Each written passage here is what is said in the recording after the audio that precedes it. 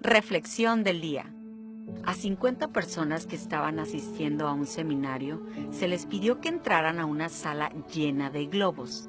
Lo que no sabían era la sorpresa que les esperaba.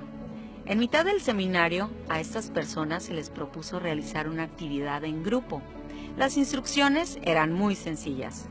Se les dio un globo a cada uno y se les pidió que escribieran su nombre en él con ayuda de un marcador.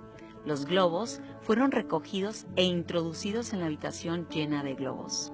Lo único que tenían que hacer era entrar en la sala llena de globos y cada uno tenía que recuperar su globo. Esto a más tardar en 5 minutos. Al cabo de unos minutos, todos seguían buscando frenéticamente su nombre y no paraban de chocarse y empujarse entre ellos. Había un caos total. Cuando se agotó el tiempo, nadie había podido recuperar el globo con su nombre. La decepción de los asistentes se dejaba notar. Algo había salido mal. Luego, se les indicó que cogieran un globo al azar y cuando encontraran uno con nombre, se lo dieran a la persona que lo estaba buscando. En un par de minutos, todo el mundo había recuperado su globo gracias al trabajo en equipo. Al finalizar el ejercicio, el orador indicó lo siguiente: lo que ha pasado aquí es exactamente lo que está pasando en nuestras vidas.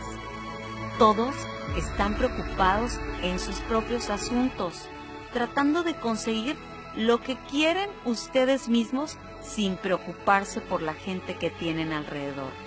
Cuando nosotros hacemos algo por los demás de forma desinteresada, conseguimos 10 veces más resultados que si todo lo hacemos por nosotros mismos. Cuanto más das, más recibes. Dar es el secreto de la felicidad.